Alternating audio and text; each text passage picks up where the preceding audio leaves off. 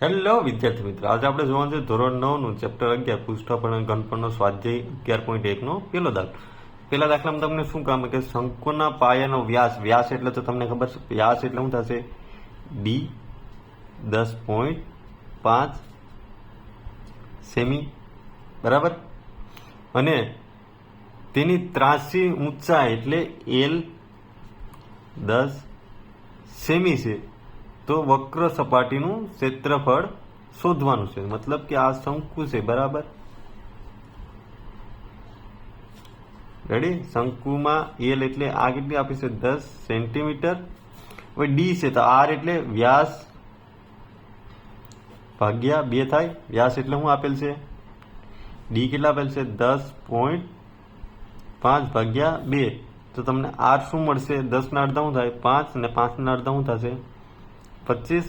તો તમને અહીંથી અહીંની ત્રિજ્યા કેટલી મળી 5.25. રેડી. ઈમાં મળશે સેન્ટીમીટરમાં. તો તમારે શોધવાનું છે કે શંકુની વક્ર સપાટીનું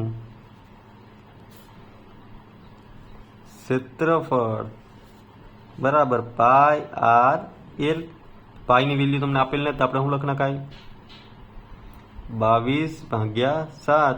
આર કેટલા છે તમને 5.25 ગુણ્યા એલ કેટલા છે 10. રેડી. હવે જો આ 22 ભાગ્યા 7 ગુણ્યા આ 525 ભાગ્યા હું 100 લખી શકું ને, ગુણ્યા 10. આ મીંડું મીંડું ઉડી ગયું. કેટલાય ભાગ સાથે 7 7 5 35 ને 7 એટલે 75 ગુણ્યા 7 કરો તો 525 આવશે. તો તમને છેલ્લે મેળવું 22 ગુણ્યા 75 ભાગ્યા 10. આ બંનેનું ગુણાકાર કરું, જો આમ 75 ગુણ્યા 22, બંનેનું જો 5 દુ 10, વિદા પડી 1, 7 દુ 14 ને 15, 5 દુ 10, વિદા પડી 1, 7 દુ 14 ને 15, એના 0, 5 ના 5, 5 ને 1 6 ને 1 ના, તો 1650 ભાગ્યા 10 મેળા 0 0 કેન્સલ. તો તમને જવાબ શું મળે 165 સેન્ટીમીટર સ્ક્વેર. આ તમારો જવાબ થઈ ગયો છે. કંઈ ખાલી સૂત્ર આવડતું હોય તો તમને આવડી જાય. જો વિડીયો પસંદ આવ્યો હોય તો લાઈક એન્ડ સબસ્ક્રાઈબ કરતા ભૂલતા નહીં. Thank you.